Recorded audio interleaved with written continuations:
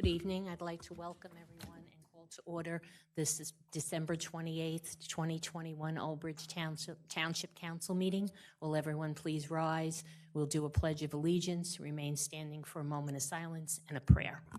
I pledge allegiance to the flag of the United States of America and to the republic for which it stands, one nation, under God, indivisible, with liberty and justice for all. As customary in this chamber, we stand for a moment to remember those who are protecting our freedoms, both here and abroad, for our first responders, for those who have made the ultimate sacrifice. A moment of silence, please.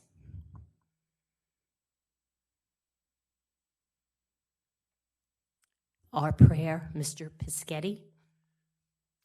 Dear Lord, bless thy servants in the ministry of public affairs who serve thee in this chamber. Give us quiet minds and hearts that we may hear thy voice. Help us to know when to speak, when to be silent. Give us the strength to oppose the wrong and uphold the right. And grant that we have a good conscience and soul at peace with thee and with one another. Amen. Thank you. Please be seated.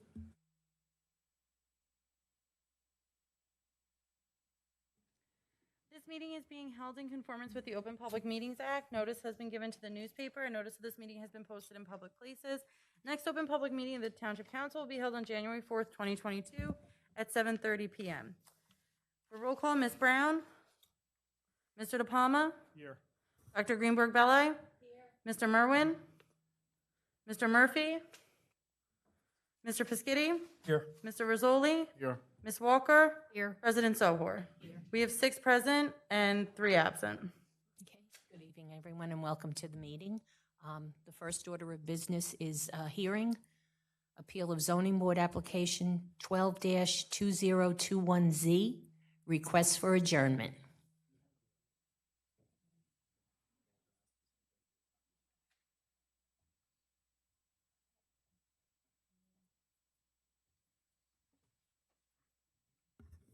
So, Madam President, I think as Council's aware, there was an appeal made by Mr. William Sarah of the grant of a use variance by the Zoning Board of Appeals. Thanks. That there's a provision in our municipal code and a provision under state statute under land use law that allows an interested party to file an appeal of the grant of a use variance by the Zoning Board of Appeal. That application was filed in front of the Zoning Board under application number 12-2021Z, OG1, and it's pertaining to block 4187, lot 1.11. The applicant at that time is Edward Testino, LLC. The planning board, zoning board, I believe, if I recall, held the hearing was over the summer. The notice of publication of the decision was published in the newspaper on October 14th. Mr. Sarah filed his appeal with the clerk's office on October 16th. Council had originally set the date for the hearing of that appeal for tonight, December 28th, 2021. Under the relevant statutory authority and municipal code, there's a requirement that a hearing be set 95 days from the date of the notice of publication, which was October 14th. That 95-day runs on January 17th, 2022. After the appeal was filed, we were advised by the appellant, Mr. Sarah, that he was going to be represented by counsel. And then after that time, the clerk's office, or I received, and I think Council President received, a letter from Mr. Ron Gazarovski advising that he's now representing Mr. Sarah in connection with the appeal. And he had requested an adjournment of tonight's hearing. Interestingly, the way the statute reads is that there has to be a final decision, which includes adoption of a resolution by the council within that 95-day period, unless council asks for an extension to render the decision, and the appellant, in this instance, Mr. Sarah, were to grant that an appeal. I reached out to Mr. Gazarovski and advised him, and he was aware of that fact, and that in order for the council to be able to consider the request, that I first wanted to know or have him confirm that given the time of the year, the 95-day time frame, that if in fact council were not able to complete the review and render a decision within the 95 days, to ensure that they would not object or raise that as a basis to seek to null and void the council's decision, whatever it is. He agreed to that, and I also asked that the applicant, Mr. Testino, or Edward Testino LLC, to render a similar provision. I was then contacted by Anthony Vignolo, advising me, I think that was 2 days ago, that he will be representing, that his firm is representing the Edward Testino LLC in connection with the appeal. He did confirm that that he was representing them, that they would also consent to an adjournment and would not raise the 95-day statutory period as a basis of an appeal, while reserving their right to raise procedural and substantive issues in connection with the appeal. So that being said, and I think in the interest of justice, the fact that you have two attorneys who are just now getting involved in the case, and to give them an opportunity to be brought up to speed and to be able to represent their clients, I think it would be appropriate for counsel to grant the adjournment request and to establish a new hearing date to accommodate the adjournment request. So what we, and if in that regard, being that majority of council's here, it would be a good time for you to discuss a new hearing date for the hearing, so that we can advise both parties of the initial hearing date. Thank you very much. All right, so we have to discuss. Right, so I think at this point, if, granting you can take a motion to grant the adjournment request, but I think now, since everybody's here and we have an opportunity, let's come up with a hearing date, right? So this is my suggestion. There's assuming you approve the calendar, there are 3 scheduled meetings in January. There's only for tonight's meeting prepared for the January 4th and January 11th. Oh, there's not a third meeting? The January 25th was not included on this preparation. All right, there was initially, right? Did I see one with a third meeting? It was. I was advised to only include the 4th and 11th on this meeting. Okay, so, now there's 2 meetings in January. One being reorg, one being the 11th. My suggestion, when I thought there was going to be 3 meetings in January, is to start the hearing on the 11th, because now you're still within a 95-day statutory period. If they don't complete the hearing, you have the opportunity to ask for additional time. You know they've consented, and then you can either set a special meeting or potentially carry it to a February meeting date if need be. Or they may finish it. The big issue is that as part of the deliberation, council basically will have the opportunity to render its decision. They can either affirm, reverse, and there's some other times, and I did in a memo. There also will need to be a resolution that would have to be prepared, but obviously I don't know what the decision is going to be, so I can't prepare a resolution in advance.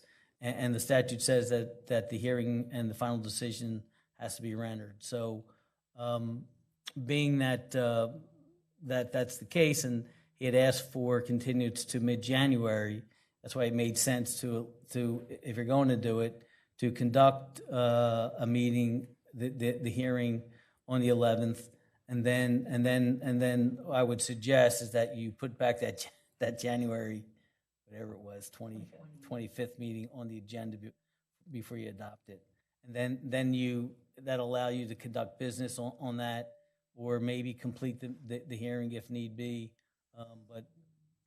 Because my guess is that when you have the hearing, that will take up most of the time. They have an opportunity to the applicant, the appellant, and the applicant. They can make what they can do is make legal arguments at the hearing. Right? There's no new testimony, So what you have to do is review the existing record. We have a transcript of the hearing. Council members have to review the record and really the decisions made on the record. The applicant and the appellant have the opportunity to either submit written argument or they can make, argument in person, which I guess both of them will be, make the argument in person. So it's not like you'll be hearing new testimony. The transcript itself, I've reviewed it. It's not extraordinarily long. There's some accompanying documents, obviously, that take some time. So it may be that the entire hearing can be completed, and then you can take a roll call at that meeting, and then at the 28th meeting, after your decision's made, that'll now allow me to draft a resolution for adoption at that meeting as well. I'll make the motion. So the motion is to adjourn. To adjourn the meeting for the hearing from December 28th to January 11th. Yes. Right. And I'll notify both council that the hearing will be on January 11th. Okay, And then I think ultimately, when you get to your establishing your agenda, you're going to have to add that additional January date. Okay, so a motion was made by Mr. Pescetti. Second. Second by Mr. Okay, Mr. Rizzoli. Ms. Brown is absent. Mr. De Palma? Yes. Dr. Greenberg-Belli? Yes. Mr. Merwin is absent. Mr. Murphy is absent. Mr. Pescetti? Yes. Mr. Rizzoli? Yes. Ms. Walker? Yes. President Sohor? Yes. We have 6 ayes to adjourn to the January 6th meeting. Okay, January 11th. January 11th. January I guess 11th. 6. I don't know. I'm sorry, I made that up. Okay, Thank you. all right, we're good.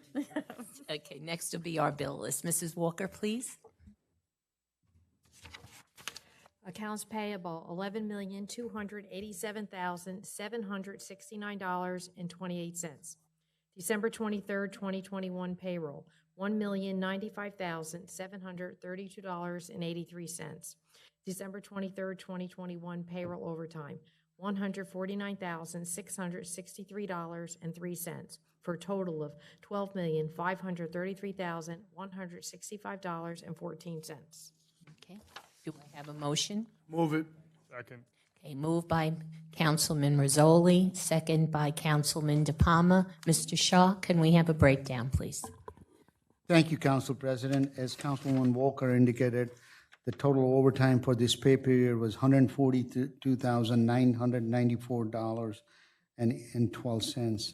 I want to alert Council that this is the final payroll of the year, which requires us to pay out the, as statute requires us to pay out the comp time, accumulated comp time. The total accumulated comp time payout included in this pay period was $111,126.53. That's why that total number of overtime is very high. For the police department, the total sworn police officer overtime, including the ETO time, was $91,276.54. Deduct grant, $1,745.69.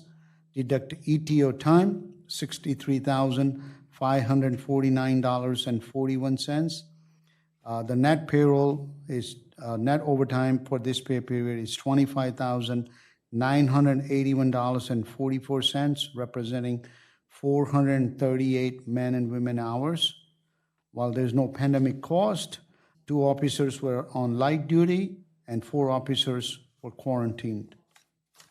That concludes my report, Council President. Thank you, Mr. Shaw. Thank you very much. Council President, even though the administrative report is not listed on the agenda, I have 2 items that I'd like to report. Yes, absolutely. Thank you very much.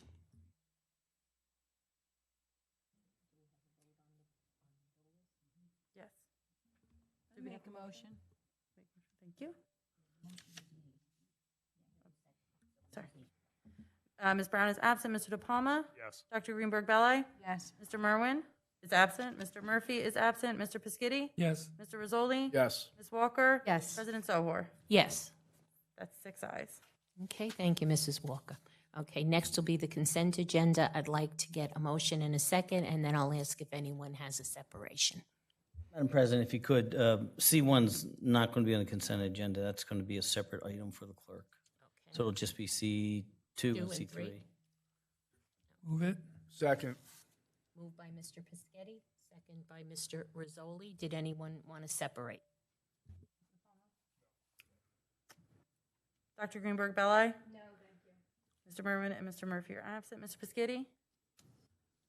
C2. C2?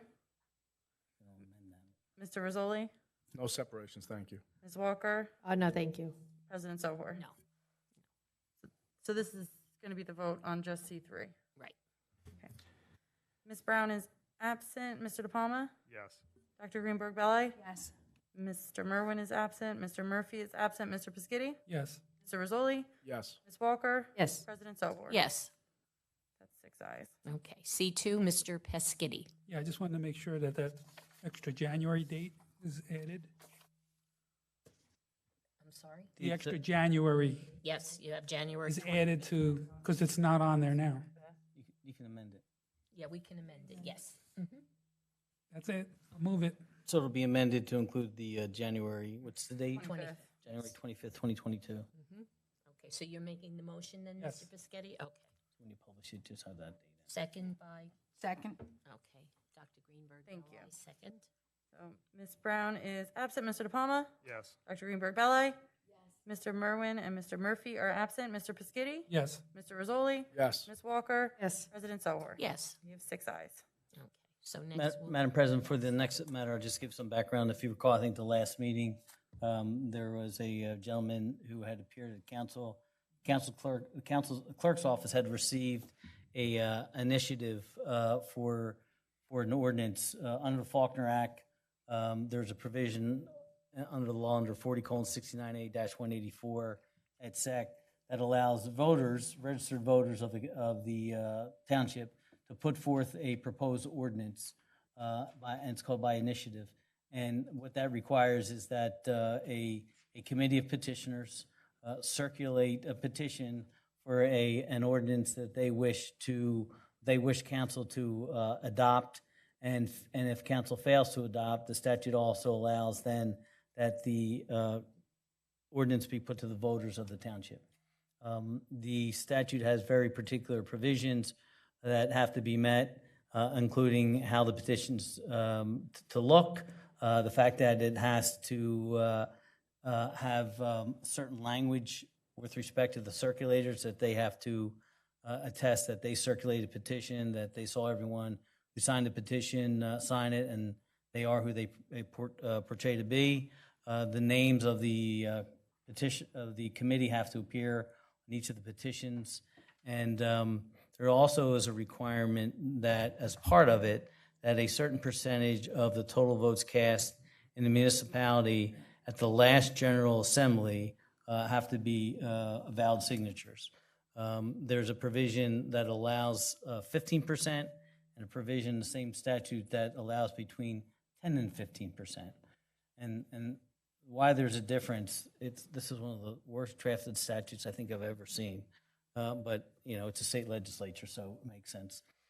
If in fact they get between 10 and 15%, and council fails to adopt the ordinance, then the ordinance gets placed on the up for vote at the next general election.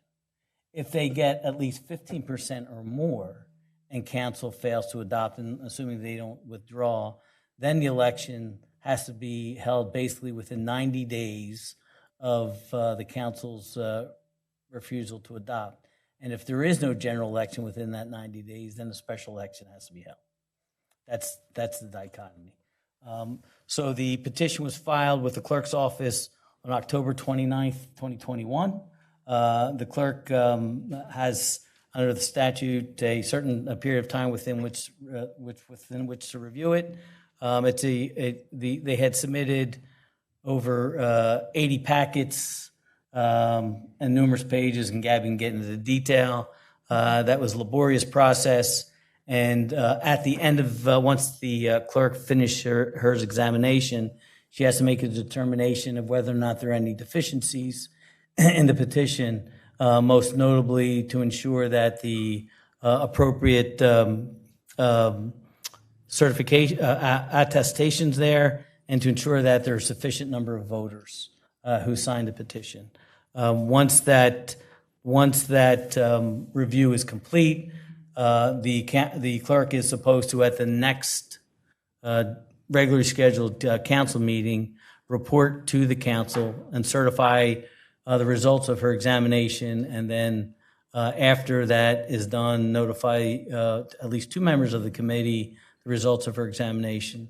Gabby completed her examination on December 14th, and tonight she's here to report to council, and she signed a certification, the results of her review of the petition.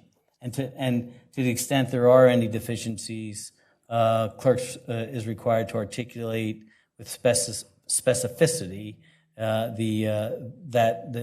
those deficiencies.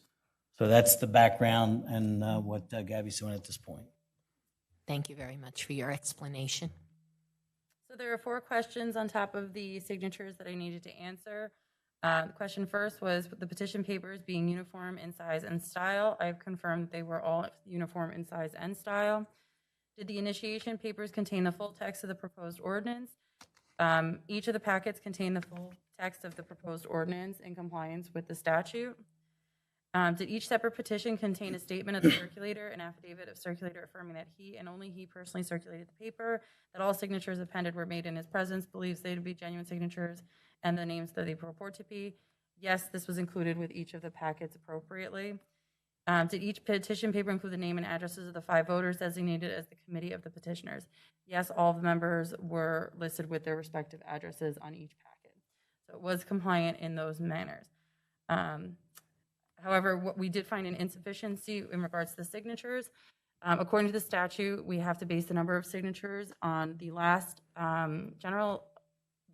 election in which the General Assembly was voted on.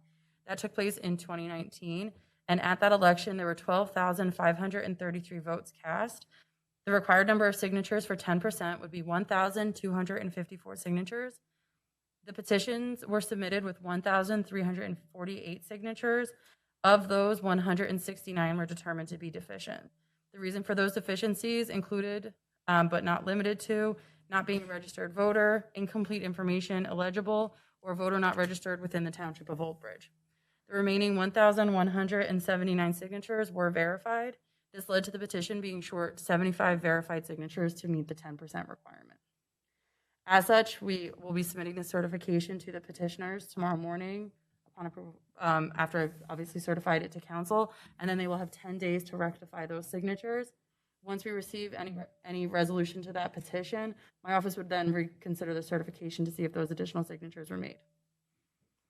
And then again, once if they file an amendment to the petition and they have the required number of signatures at that point, then the clerk, then it has to be listed make arrangement for a public hearing. It's deemed to be introduced once they have the sufficient number of signatures. So if they come back with an amendment, they have the requirement, they meet the 10% with the new signatures, then at that point it would be deemed introduced, and then we'd have to make provide the appropriate notice for the public hearing and schedule for a public hearing. Okay. Thank you very much.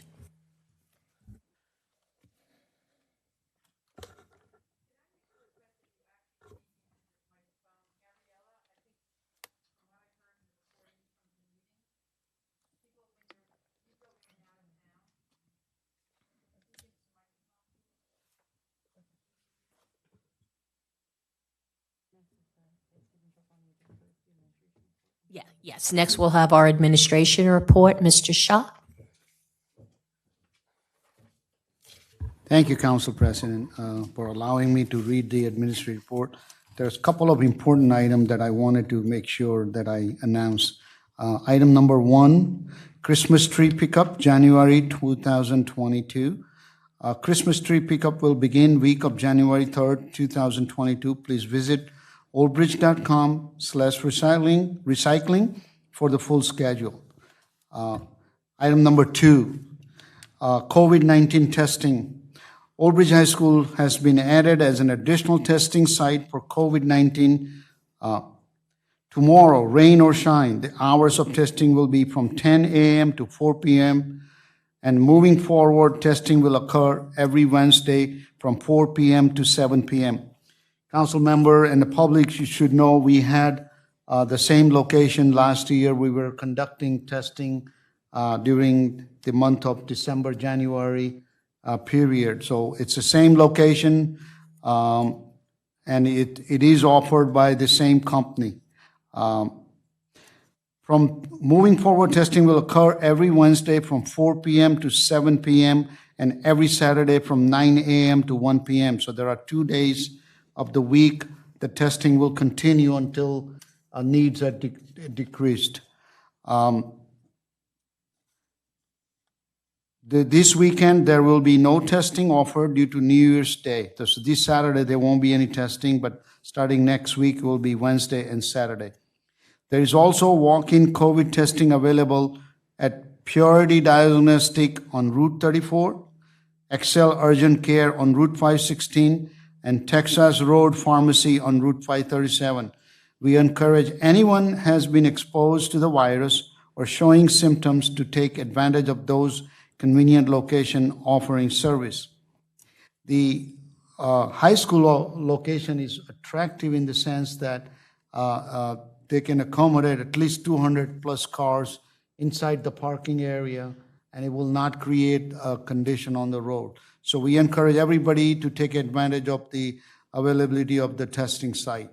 The information is posted on our social media and our Facebook page, as well as the school superintendent is posting on the school websites and school social media pages.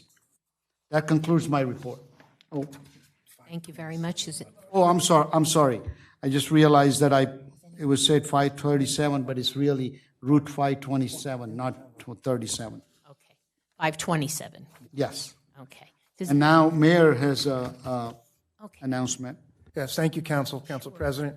Tonight, I have 2 plaques, one for Councilman Merwin, for Councilwoman Brown. They're not here tonight, unfortunately, but I think we have to acknowledge their service as members of this council, and I would like to extend my appreciation for their commitment to public service, which we all know is getting more difficult and more difficult as time goes on to be a public servant.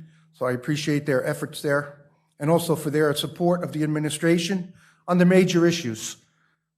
We certainly, if anyone have kept track of the meetings, you saw there was many more 9-0 votes. So there was support for the administration on the major issues.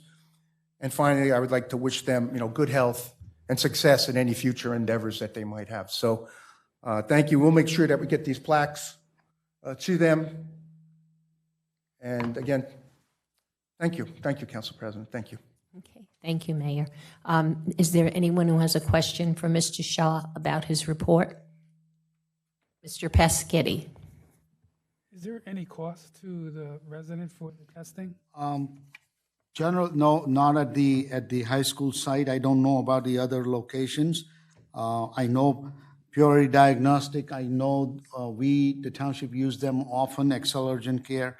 Most tests are covered by insurance or still, I believe, covered by CARES Act. I believe if you try to get a rapid test, there is of charges associated because they're not covered by the insurance. But the testing at the high school is at no cost to the residents of the township because they are going to be covered by the insurance company.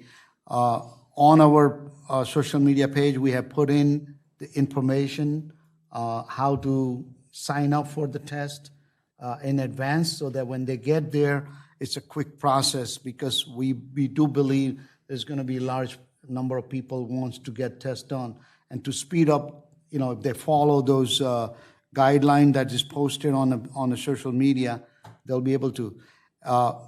We did had some issue last year about, insurance company thinking that they have to pay additional money, but I think they were all resolved. And we did post the number of the company if they have any question about billing or any other question. Thank you very much. Okay, and thank you, Mr. Shaw. Once again, I think the township is being very proactive. They care about the community, they care about our residents, and they want to make sure if people need to want to go and get tested, that there's a place to go. And the high school is a very good venue in terms of the drive-through and, getting around that area. So once again, I really think that, as a town, we come together, the schools, and we make sure that we take care of the residents as best we can under these very, very difficult situations. Does anyone Council have a President, I just comment? want to, it is a drive-through, so one of the things I do see in the morning are the people standing outside in lines. Right, As the that's- weather get colder, they'll be able to Exactly. stay in their car, not have to be exposed to the elements, so No, that has it a was big thought advantage. out. Yeah, and as I said, I think it's good for Council the President, I community. just realized to add a couple of things, although there's no guarantee. We're looking at, I'm in a communication with the county. If they do set up site, we're going to try to do one in South Old Bridge area.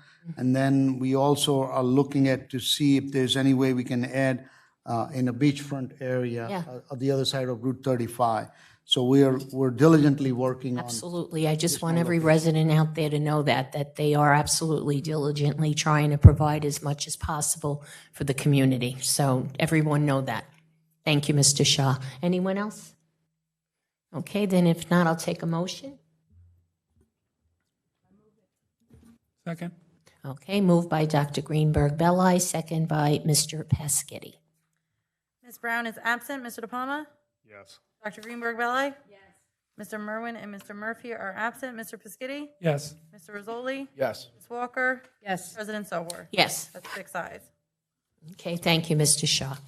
Okay, next will be public comment on any subject matter for a maximum period of 3 minutes. Is there anyone in the public who wishes to come up and be heard?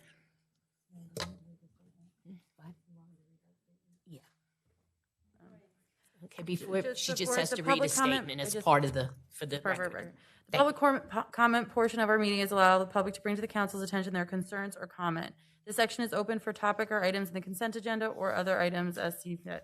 In accordance with NJSA 10-412A and the Old Bridge Rules of Council, the council asks the public to limit their comments to 3 minutes or less. The council will respect the public's time by refraining from any comment until the speaker has finished with their allotted time. It should be further noted that the public comment portion of our meeting is not structured as a question and answer session. If a member of the public has questions they seek answers to, an appointment can be made with the corresponding department's office during regular business hours. The township clerk will regulate the time during this portion of the meeting. Okay, thank you, Gabriella.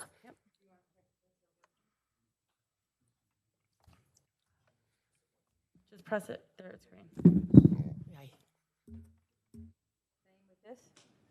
Beautiful.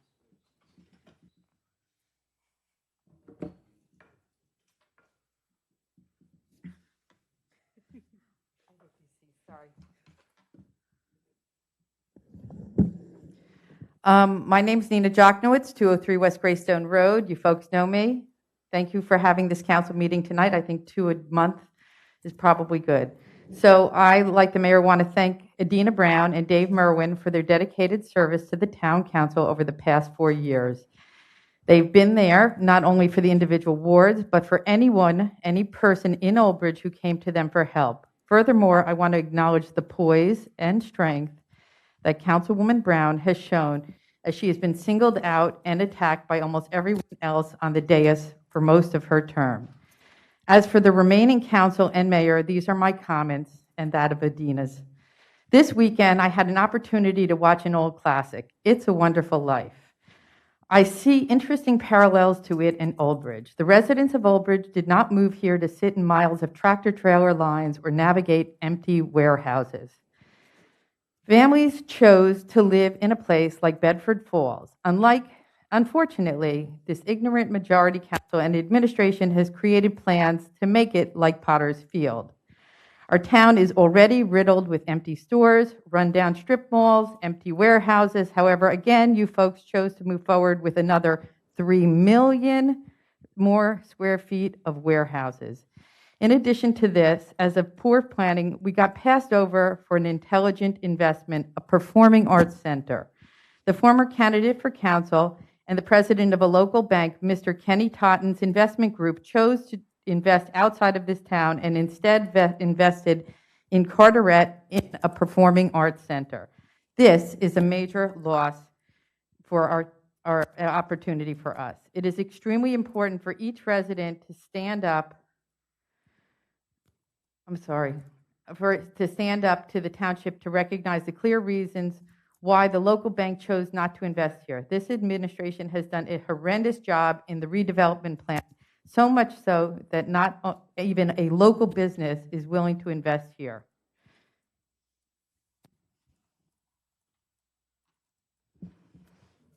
So 2 weeks ago, one of the councilmen. I'm sorry, because you guys are separating your time, you have to state your name and address for the record in separation. So, Ms. Jacquemus, you have 30 seconds left in your time. I'll wait, I'll hold that to the end. Is that okay? Ms. Sohor, Councilwoman Sohor?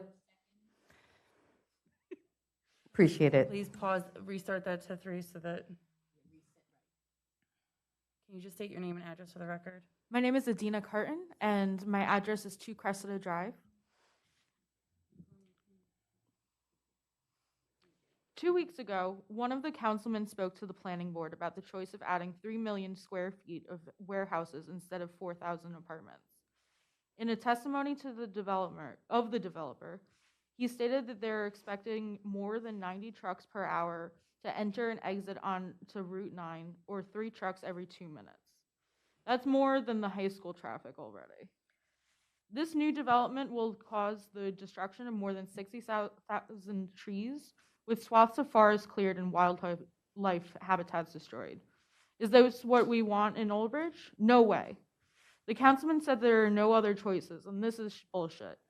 This council has completely ignored good, sound development plans and does not take into consideration our community. You want to have good and sound investments, and then stop taking the recommendations for those who want to create a potter's field.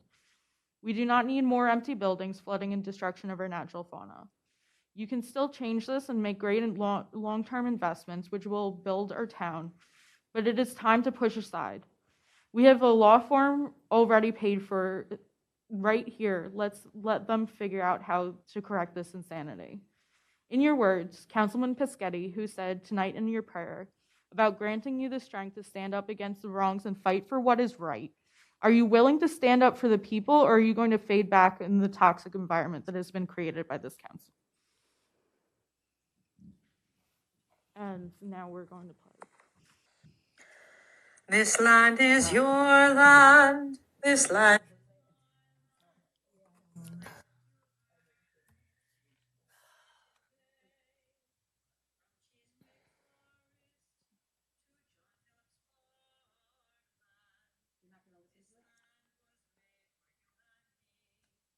Is it 30 seconds?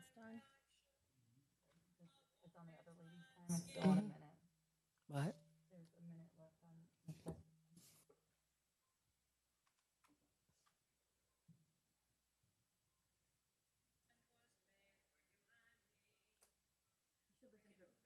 I'm sorry?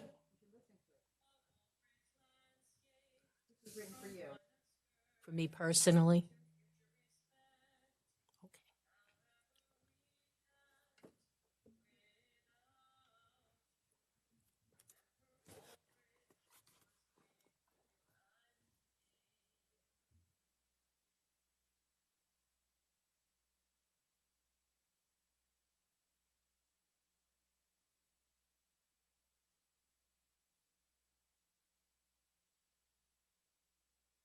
Okay. Okay. Is there anyone else in the public who wishes to be heard? Seeing no hands, we'll close the public portion and we'll now go to council comments. Ms. Brown is absent. Mr. De Palma, do you have any comments? Yes, just real quick. Sorry I missed the last meeting. I didn't get to wish everyone a Merry Christmas and all that. I missed the tree lighting, but I just wanted to wish everyone a happy and healthy new year. We look forward to next year and see what we can get done for the township. And, you know, with all the COVID and everything going out, thank you, Mayor and Amanchu and the administration for getting the testing back, along with the school board as well. If you don't feel good, go get tested. If you don't feel good, stay home. Okay, that's the best you could do at this point. Just stay home for yourself, get better. I'm sure only, 7 to 10 days, whatever the quarantine is now, will go by pretty quick. Thank you. Dr. Greenberg Ballet? Yes, I'd like to just wish everyone a healthy and happy and prosperous new year. Be safe, enjoy your family and friends, and always remember to be kind.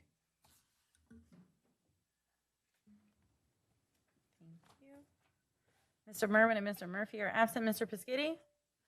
Yes, I too want to wish all the residents a happy and holy new year.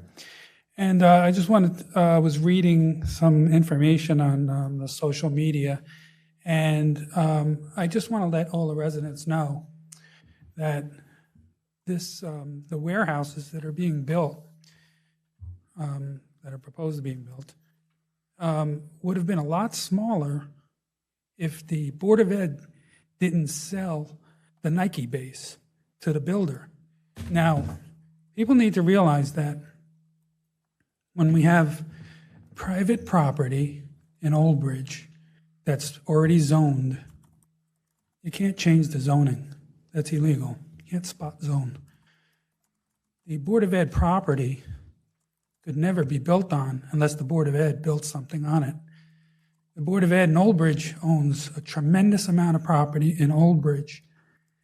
Now, if they start selling off their land, like they did with the Nike base, you run a risk of serious squalor and overdevelopment.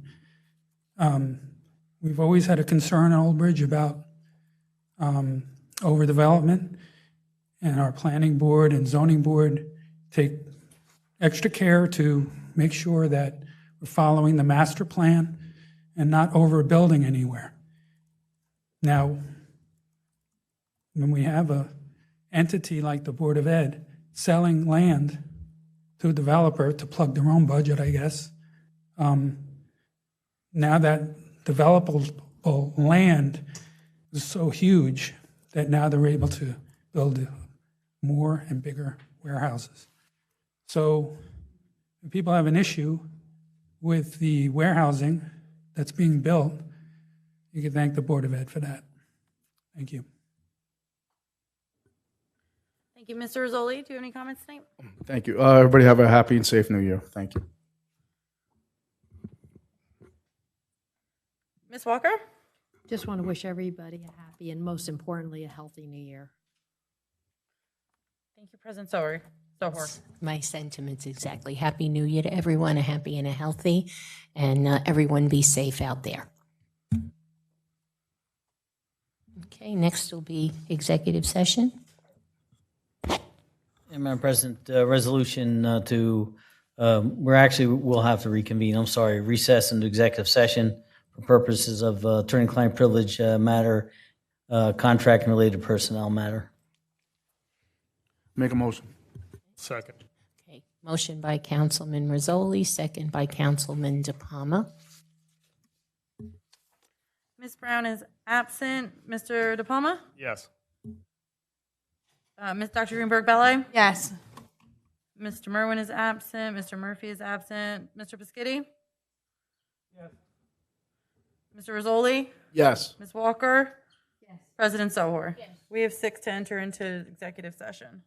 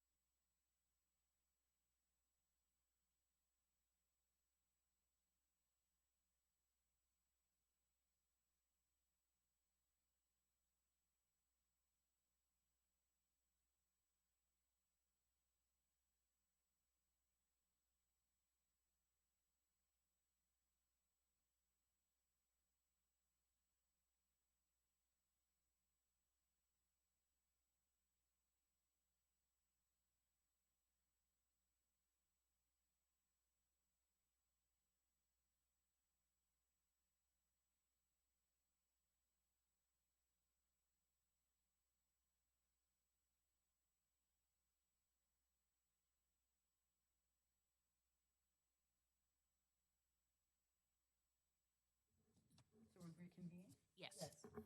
Okay, so the motion is to reconvene.